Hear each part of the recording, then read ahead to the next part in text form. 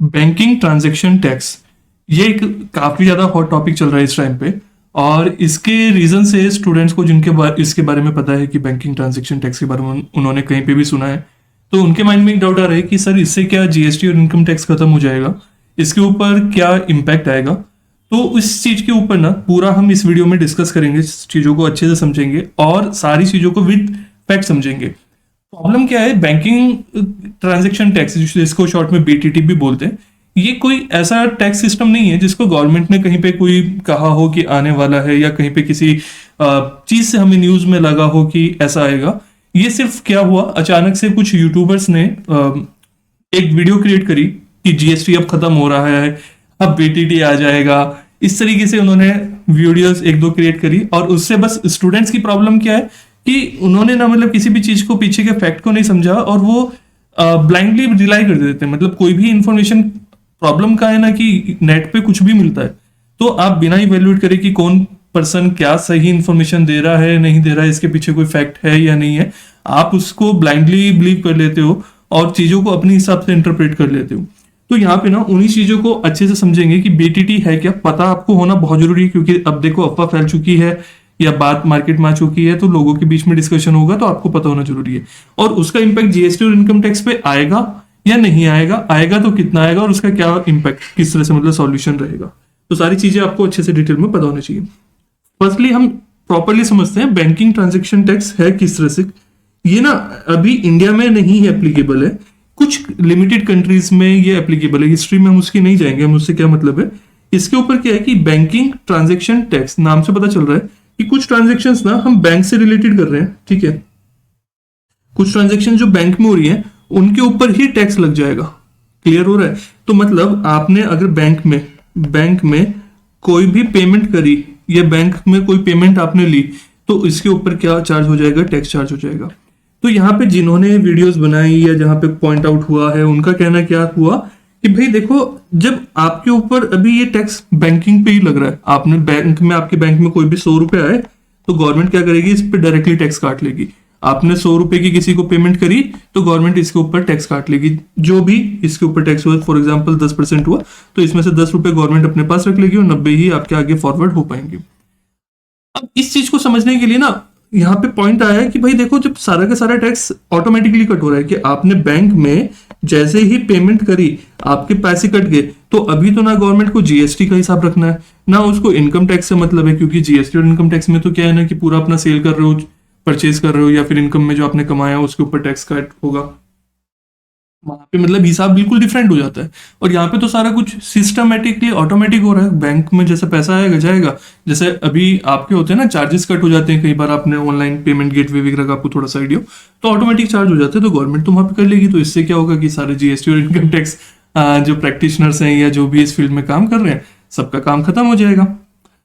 ये मैं देखो पूरी वीडियो में अपना व्यूज रखने वाला हूँ। मैंने जो मानना है, मेरा अपना जो मानना है, ये जो मैंने रिसर्च करी है, जो मेरे अपने फैक्ट्स हैं, वो मैं आपके सामने रख रहा हूँ। और आई एम श्योर कि आप उससे कंप्लीटली एग्री करोगे कि क्यों ये बहुत ज्यादा इलॉजिकल फैक्चुअल डेटा है। मतलब ये जो सिस्टम है ना, इंडिया के हिसाब से बहुत ज्यादा इलॉजिकल बनता है अगर हम इसको एज इट इज अप्लाई करते हैं।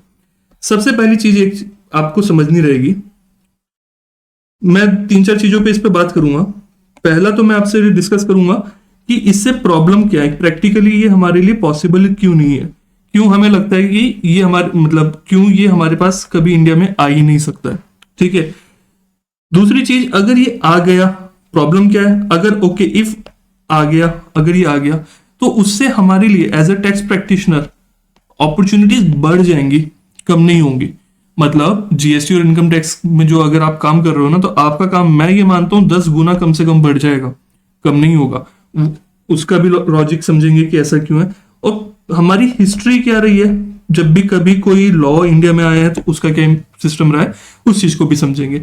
तो सबसे पहले ना बहुत शॉर्ट में मैं आपको यही दिखा देता हूँ कि हमारा सिस्टम अभी तक कैसा रहा है, ठीक है। देखो यहाँ पे मैं आपको दिखाता हूँ। सबसे पहले जीएसटी के बारे में देखते हैं, ये विकिपीडिया पे है, ठीक है। तो विकिपीडिया में हम यहाँ पे देखते हैं कि ओके जीएसटी जो है हमारा 2017 में आया था, ये हमें पता है, कुछ साल पहले अभी ये आया था। इसकी हिस्ट्री चेक करते हैं एक बार। ये ना देखो, जो इनडायरेक्ट टैक्स रेजिम है, ये 1986 में स्टार्ट हुआ था। वहां पे मोडवेट के बारे में हुआ, फिर वैट हुआ, चलो ठीक है। और जो ये जीएसटी का प्रपोजल था उन 1999 में प्रपोज हुआ था अटल बिहारी वाजपेयी जी के थ्रू। बात समझ रहे हो? कब? 1999 में। आया कब? 2017 में। 18 साल लग गए इसको आने में, 18 इयर्स। तो मतलब पहली चीज, जो जीएसटी इतना बड़ा अपने आप में सिस्टम था, जो जिसके ऊपर इतने टाइम से वर्क हो रहा था, उसको आने में ही 18 साल लग गए। अब आप कहोगे कि सर चलो आ तो गया, पहले तो चीज देखो, अगर ये चीज हो भी रही है ना इंडिया में, कोई लॉ आना इतना इजी नहीं होता है। इतने आप कोई भी देखोगे तो उसको सालों साल लगते हैं। तो मतलब अगर आप ये सोच रहे हो ना कि भाई ये तो 15 साल बाद 20 साल बाद कोई नया टैक्स आ जाएगा तो मेरा क्या होगा, तो ऐसा सोच के कभी काम नहीं चलेगा। तो 15-20 साल आप कुछ नहीं करोगे क्या? फिर इसके बाद एक चीज जो देखते हैं, income tax simplification committee setup हुई थी। ये कब सेटअप हुई थी? कि ये इसलिए हुई थी कि इनकम टैक्स ना अभी हमारा बहुत पुराना चला आ रहा है, आपको आइडिया होगा, ठीक है। तो अभी मतलब उसको क्या है कि लगभग कैलकुलेट करना पड़ेगा, 60-70 साल अपने हो गए हैं, ठीक है। तो उसको इतना पुराना हो गया, तो उसको सिंप्लीफाई करने के लिए एक कमेटी बनाई थी, और ये कमेटी बनी थी 2016 में। उसके बाद से क्या इनकम टैक्स में कोई चेंज आया है कि अभी तक कुछ नहीं आया। ये कमेटी में नए नए मेंबर्स ऐड होते रहते हैं, नई नई कमेटी बनती रहती है, काम चल रहा है, कोई उसमें चेंज सिंप्लीफिकेशन का या कुछ नहीं, ऐसा कुछ भी नहीं आया, ठीक है। इसके अलावा एक आया था डायरेक्ट टैक्स कोड 2010 में। क्या आपने उसके बाद कभी नाम सुना उसका, डायरेक्ट टैक्स कोड का? नहीं सुना ना। तो वो तो आया, आने से पहले ही गायब हो गया, मतलब कभी इम्प्लीकेशन उसका आया ही नहीं, अप्लाई हुआ ही नहीं। तो इस चीज से हमें समझ में आता है कि ओके, जो चीज हम समझ रहे हैं ना कि मतलब अगर कोई टैक्स इंडिया में आ रहा है, अरे एक सेकेंड, कोई टैक्स सिस्टम इंडिया में अगर आना है, सो इट्स नॉट लाइक कि आज का आज ही आ जाएगा या अगले 2-3 साल में आ जाएगा, नहीं। कभी अगर आता है तो उसको कई साल लग जाते हैं, और उसके बाद भी आएगा नहीं आएगा इसका कोई कंफर्मेशन नहीं है। चलो अब दूसरे फैक्ट्स के ऊपर बात करते हैं। ये वाला तो एक पॉइंट तो क्या हुआ, पहला पॉइंट हुआ कि भाई जो टैक्स आपके पास आएगा इजी नहीं है, ठीक है, इजी नहीं है उसको लाना इंडिया में। तो आएगा नहीं आएगा इस चीज को नहीं पता। अब प्रैक्टिकली इंप्लीकेशंस देखते हैं कि इसमें कितनी मुश्किल से। देखो सबसे पहली चीज क्या है, यहां पे सिस्टम क्या चल रहा है, आपके बैंक में पैसा आया, बैंक में जैसे ही पैसा आया, कंसेप्ट अभी जो यूट्यूबर्स ने अपलोड किया है, ये जिनका कहना है, उनका कहना क्या है कि भाई बैंक में पैसा आएगा, इसके ऊपर लेट से 1%, 2%, 10% जो भी रेट डिसाइड होगा वो चार्ज कर लेंगे। क्या ये लॉजिकल बनता है? नहीं बनता है ना भाई। बैंक में वो पैसा किस चीज का आ रहा है, कैसा आ रहा है, हम नहीं कह सकते, उसको गवर्नमेंट ऐसा आइडेंटिफाई नहीं कर सकती। मान के चलिए अभी इनकम टैक्स के अंदर गवर्नमेंट क्या कहती है कि ब्लड रिलेशन में, अगर आपके फैमिली रिलेशन है, ब्लड रिलेशन डेफिनेशन डिफाइंड है कि अगर आप उसमें फंड्स ट्रांसफर कर रहे हो, चाहे उसमें 100 करोड़ भी आप ट्रांसफर कर रहे हो ना, वो टैक्स फ्री होता है, उसके ऊपर कोई टैक्स नहीं लगता। अब यहाँ पे तो बैंक में अगर ब्लड रिलेशन में पैसे ट्रांसफर करे तो 10% लग जाएगा। आज के टाइम पे एग्रीकल्चर पे नॉर्मली टैक्स नहीं है, इनकम टैक्स के अंदर टैक्स ही नहीं है। तो एग्रीकल्चर की इनकम आएगी तो बैंक को कैसे पता चलेगा, सिस्टम को कैसे पता चलेगा कि एग्रीकल्चर की इनकम आई है? तो क्या होगा, इसके ऊपर भी टैक्स चार्ज हो जाएगा। प्रॉब्लम हुई ना। जीएसटी के अंदर अभी गवर्नमेंट ने क्या किया है, जीएसटी के अंदर हम समझते हैं स्टार्टिंग में हुआ था वन नेशन वन टैक्स। अब वो सिस्टम आधा अप्लाई हुआ आधा नहीं हुआ। स्टार्टिंग में ये था कि टैक्स रेट भी सेम सा रखेंगे। अभी कितने ज्यादा टैक्स स्लैब हो गए और ओवर द टाइम नए टैक्स स्लैब आते रहते हैं। प्रॉब्लम क्यों हुआ, ऐसा क्यों होता है? कुछ चीजें हैं जिनके ऊपर मैं कहूंगा नील है, कोई टैक्स रेट ही नहीं है, उसके ऊपर जीरो बोलना थोड़ा गलत हो जाएगा, बट ठीक है, उनके ऊपर टैक्स रेट कितना हो गया, 0% हो गया, ठीक है, सिंपली लैंग्वेज में हम बोलते हैं। कुछ ऐसी आइटम्स हैं जिनके ऊपर 18% है। नॉर्मली इसके अंदर लग्जरी आइटम्स आती है, ठीक है, लग्जरी आइटम्स आती है। अब क्या सबको 10% के कैटेगरी में फॉल कर देना सही होगा? नहीं होगा ना भाई। बैंक में पैसा आया और आपने सीधा सीधा जो भी 1%, 2%, 10%, 20% जो भी हुआ, आप सीधा मतलब आप ये कह रहे हो कि जो नेसेसरी आइटम्स है, जो खाने पीने की चीजें, गवर्नमेंट हमेशा उस चीजों को फ्री रखती है जो गरीबों के लिए मतलब एक बेसिक नीड है, या उन सारी चीजों पे। तो यहाँ पे तो उस पर भी बराबर टैक्स हो जाएगा, और जो लग्जरी आइटम्स है उनके ऊपर भी बराबर का टैक्स हो जाएगा। तो यहाँ पे फिर से प्रॉब्लम हो जाएगी। फोर्थ रीजन, गवर्नमेंट एक तरफ तो कह रही है डिजिटल इंडिया कह रही है कि भाई आप सारा का सारा ट्रांजेक्शन क्या करो, बैंकिंग में करो, बैंक से करो। और जैसे ही, अब समझो, जैसे ही क्या होगा कि बैंक ट्रांजेक्शन्स पे, बैंक पे टैक्स लग गया, 10% लग गया, तो भाई ट्रांजेक्शन्स बैंक में अब सब लेने बंद कर देंगे। सब कहेंगे कैश में ले लो, कि भाई बैंक में जाएगा पैसा 10% कट जाएगा, इससे अच्छा कैश में ले लो। जो अभी आपको ये हर जगह छोटे छोटे स्टॉल्स पे सब्जी लेने जाते हो या छोटी सी किराने की दुकान पे जाते हो, कहीं पे भी जाते हो, वहां पे क्यूआर कोड दिखता है ना, वो ले रहे हैं बैंक में, क्योंकि उनको टेंशन नहीं है अभी। ऐसा कोई बैंकिंग ट्रांजेक्शन टैक्स जैसा कुछ नहीं है कि बैंक में पैसा लेने पे चार्ज कटेगा। वो ये है कि भाई ठीक है, इनकम टैक्स भी अपने ऊपर चार्ज कटना है, जो कटना है वो होना ही है, तो वो वाली बात है, तो वो अपना बैंक में ले रहे हैं। बट 10% बहुत मायने रखता है, मैं कहूंगा 1% भी बहुत मायने रखता है। बहुत सारे बिजनेस ऐसे होते हैं जहाँ पे पॉइंट्स में मतलब जैसे 0.5% का मार्जिन होता है, तो वहां पे तो 1% में आदमी बहुत ज्यादा नुकसान में चला जाएगा, समझ रहे हो? तो ये एक और इसमें प्रॉब्लम है। अच्छा, अब इसके अलावा क्या है कि जो मैं कहता हूं कि चलो आपने कहा कि सर बात समझ में आ गई, कि पहली चीज तो ये समझ में आई कि ये इजी नहीं है, ये आएगा ही नहीं, पहली तो ये है। दूसरी प्रॉब्लम ये है कि ये सारा इतना ज्यादा इम्प्रैक्टिकल है इंडिया के अंदर इसको लेके आना, अपने डिजिटल इसको बैंकिंग ट्रांजेक्शन टैक्स को, कि इससे कोई सिस्टम बनता ही नहीं है। कि ये गवर्नमेंट का जो पहले पूरा सिस्टम हो ना, हाँ इनकम टैक्स का एक 5th पॉइंट भी देख लो। इनकम टैक्स में क्या है, अभी गवर्नमेंट ने एग्जाम्पशन रख रखी है, ठीक है, तो जो भी हम अपनी एग्जाम्पशन कहते हैं, 5 लाख होगी, 2.5 लाख होगी, 7.5 लाख होगी, जो भी अपनी अपनी होती है, फिर उसमें स्टैंडर्ड डिडक्शंस मिलती हैं, एक्स्ट्रा डिडक्शंस मिलती हैं, वो सारी डिडक्शंस हैं। बिजनेसमैन को अलग डिडक्शन मिलती है, उसको एक्सपेंसेस मिलते हैं 80 आपका जो 44AD के अंदर हो गया, ये जिस तरह से भी सारी डिडक्शंस मिलती हैं। इन सब डिडक्शंस का मतलब ही खत्म हो गया। मतलब एक पर्सन ने 100 रुपए कमाए, 100 रुपए के ऊपर 10% टैक्स कटा, 90 रुपीज उसके पास आएंगे, तो ये पूरा का पूरा इस टैक्स इस पे कटेगा क्या? नहीं भाई, मतलब ही नहीं। सारे बिजनेसमैन उसके अगेंस्ट हो जाएंगे बिजनेस ट्रांजेक्शन टैक्स के। मतलब अभी तो बिजनेसमैन क्या करता है, ये सैलरी पर्सन भी क्या करता है, अगर किसी की सैलरी वाले की 10 लाख की इनकम है, तो उसमें से वो डिडक्शन फिगर अपनी क्लेम करेगा, सब चीजें करेगा, फिर उसके बाद लेट से मैं यहाँ पे कह देता हूँ 7 लाख रुपए है, तो 7 लाख के ऊपर टैक्स पे करेगा, वो भी स्लैब में, तब भी स्लैब वाइज पे करेगा। यहाँ पे क्या होगा, अदरवाइज नए वाले सिस्टम में अगर बीटीटी कभी आ जाता है तो 10 लाख के ऊपर % उसको डायरेक्टली पे करना पड़ेगा, जो कि बहुत बड़ी चीज है। और बिजनेस के केस में तो समझो, बिजनेस के केस में क्या होता है, बिजनेस ऐसे है जैसे 1 करोड़ रुपए कमा रहा है, ठीक है, उसके पता चला क्या, उसके 1 करोड़ पे हमने चलो 8% वाला रूल ले लिया, 6% 44AD वाला ले लिया, कि उसके एक्चुअल में एक्सपेंसेस है 92 लाख के उसके एक्सपेंसेस है, और 8 लाख का उसका एक्चुअल प्रॉफिट है। तो गवर्नमेंट कहती है सिर्फ मुझे 8 लाख के ऊपर टैक्स दो तुम।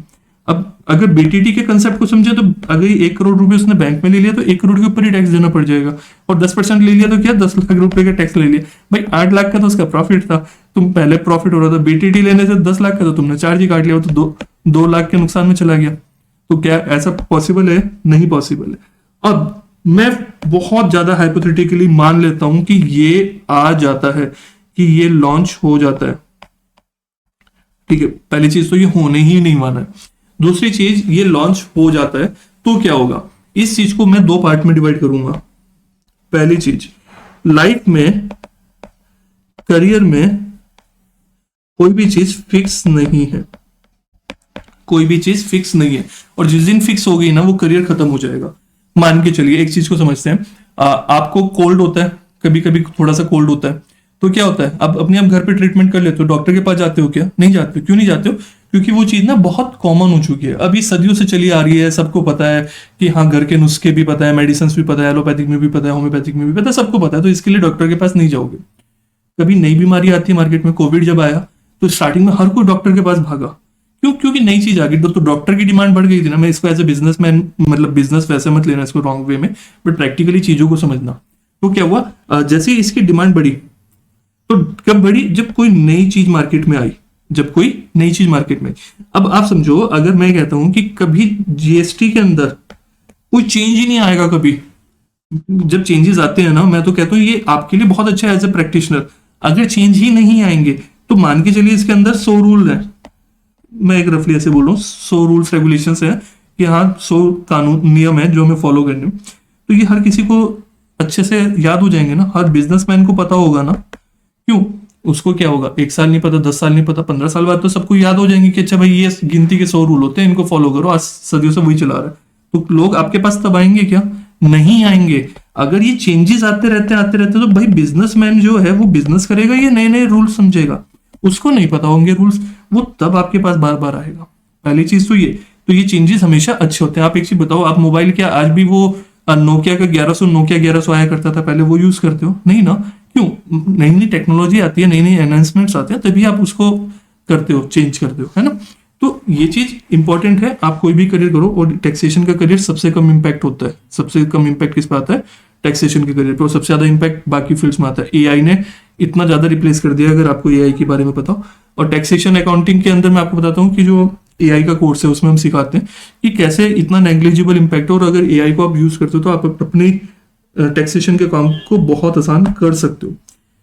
अब इसके बाद मैं कह देता हूँ ये लॉन्च हो जाता है सेकंड पार्ट। तो हमारे इस पे वर्क जो है ना, हमारी जो डिमांड है इसकी, टैक्स प्रैक्टिशनर्स की जो डिमांड है, ये इंक्रीज हो जाएगी, कम नहीं होगी, इंक्रीज हो जाएगी। क्यों? देखो इस चीज को समझो कि अगर बीटीटी आ जाता है तो गवर्नमेंट को ना इन सब रूल्स रेगुलेशंस को उसमें इम्प्लाई करना पड़ेगा, एप्लीकेबल करना पड़ेगा, इन सारी चीजों को मैनेज करना पड़ेगा। गवर्नमेंट कभी भी ऐसा नहीं कर सकती है कि एग्रीकल्चरल प्रोडक्ट पे भी, खाने पीने की चीजों पे भी सेम टैक्स रख दे, और लग्जरी आइटम्स पे, महंगी महंगी गाड़ियों पे, उन पे भी सेम टैक्स रख दे, आपके क्रिप्टो करेंसी पे भी सब पे सेम टैक्स रख दे। ऐसा कभी भी नहीं होगा। तो गवर्नमेंट को, मैं कह रहा हूं कि आएगा ही नहीं। अगर आ जाता है 1% तो क्या होगा? ये सारी चीजें ना तब भी एज इट इज रहेंगी जैसे आज है, कि हाँ भाई अलग अलग चीजों के लिए अलग अलग टैक्स रेट्स हैं, अलग अलग चीजों की डिटेल्स गवर्नमेंट को सबमिट करनी पड़ती है, क्योंकि गवर्नमेंट को तो अपने आप तब भी नहीं पता चलेगा ना कि भाई आपके बैंक में जो पैसा आया है, जो आपके अकाउंट में पैसा आया है, उसमें से एग्रीकल्चर का कितना था, आपका क्रिप्टो का कितना था, ठीक है, आपका बिजनेस का कितना था, गवर्नमेंट को तो नहीं पता चलेगा ना। गिफ्ट कितना था, मैं बहुत गंदी राइटिंग में लिख रहा हूँ, फटाफट लिख रहा हूँ, ठीक है। गवर्नमेंट को नहीं पता चलेगा ना। गवर्नमेंट ये डिटेल आपसे मांगेगी। गवर्नमेंट क्या करेगी? ये डिटेल मांगेगी। कैसे मांगेगी? इसके लिए कोई रिटर्न जाएगी, जैसे अभी जीएसटीआर जाती है, इनकम टैक्स की रिटर्न जाती है। तो फिर से वही बात आ गई। तो मतलब ये सारी चीजें ना चलनी तो तब भी वैसी की वैसी है, ठीक। अगर गवर्नमेंट ने कर भी दिया 0.00001% अप्लाई, तो भी ये सारा काम आपका हो गई, बल्कि बढ़ जाएगा। क्यों? अभी तो किसी किसी के ऊपर टैक्स लगता है, बिजनेसमैन के ऊपर ही जीएसटी लगता है, और फिर तो भाई जिसका बैंक में पैसा है उसी को डिटेल देनी पड़ जाएगी, वो सारी प्रॉब्लम आ जाएंगी। और एक पॉइंट और है, देखो यहाँ पे 5 पॉइंट बताए थे ना, 6 पॉइंट समझो। गवर्नमेंट को अगर ट्रांजेक्शन पे चार्ज काटना ही है तो अब भी कट करती तो है, टीडीएस है तो अब भी आपके बैंक में एक लिमिट है या नहीं है, कि बैंक में आपने एक बार में इतना पैसा जमा कर दिया या एक बार में इतना निकाल दिया तो उसके ऊपर चार्ज कट जाएगा, या आपका इंटरेस्ट एक लेवल से ऊपर चला गया तो उसके ऊपर टीडीएस कट हो जाएगा, आपकी सैलरी एक लेवल से ऊपर चली गई तो उसके ऊपर टीडीएस चला जाएगा, डिडक्ट हो जाएगा, ट्रांजेक्शन पे टैक्स कट हो जाएगा, या आप किसी टीडीएस के जितने भी रूल्स हैं, आप किसी कॉन्ट्रैक्टर को कोई पेमेंट कर रहे हो तो उसके ऊपर टैक्स डिडक्ट हो जाएगा। तो ये सब क्या चल रहा है? ट्रांजैक्शन पे टैक्स ही तो चल रहा है, जिसपे गवर्नमेंट पहले से कट करके अपने पास रख लेती है टीडीएस, और बाद में कहती है जब अपनी आप आईटीआर फाइल करोगे तो मुझे हिसाब देना, जो वापस लेना होगा वापस दे देना, एक्स्ट्रा पे करना होगा एक्स्ट्रा पे करना। तो ये तो अब भी है। तो बैंकिंग ट्रांजेक्शन टैक्स क्या, अभी तो गवर्नमेंट कैश पे भी ले रही है, बात समझ रहे हो? ये बैंक ही नहीं, अगर आप कैश में भी किसी को पे कर रहे हो ना, नंबर 1 में अगर कर रहे हो तो उस पर भी टैक्स आएगा। तो इसलिए ये सारी चीजें हवाई हवा है। और मैं आपको ये कहूंगा कि सिर्फ इसी तरीके से सोच के ना, कि मतलब किसी की भी आधी अधूरी वीडियो देखी ऐसी ही किसी की, और उसके ऊपर अपनी कुछ ही खाली मतलब उन्होंने अपने आप ही कुछ ही बताया, और आप उसको ब्लाइंडली फॉलो करके अपना करियर खत्म मत करा करो किसी भी चीज में। सिर्फ इसी चीज के लिए रिगार्डिंग नहीं है, सब चीजों में। और कभी भी कोई चेंज आता है ना, उससे खुश हुआ करो कि वो चेंज आ रहा है। चेंज आने से आपकी डिमांड हमेशा बढ़ेगी, कभी भी कम नहीं होगी, ठीक है। चलो, आप बाकी क्या सोचते हो इस चीज को बताना, शेयर करना अपने एटलीस्ट अकाउंटिंग फील्ड में जो फ्रेंड्स हैं उनके साथ शेयर करना, सो दैट सबको इसका बेनिफिट मिले और एक्चुअल नॉलेज उनके पास पहुंच पाए।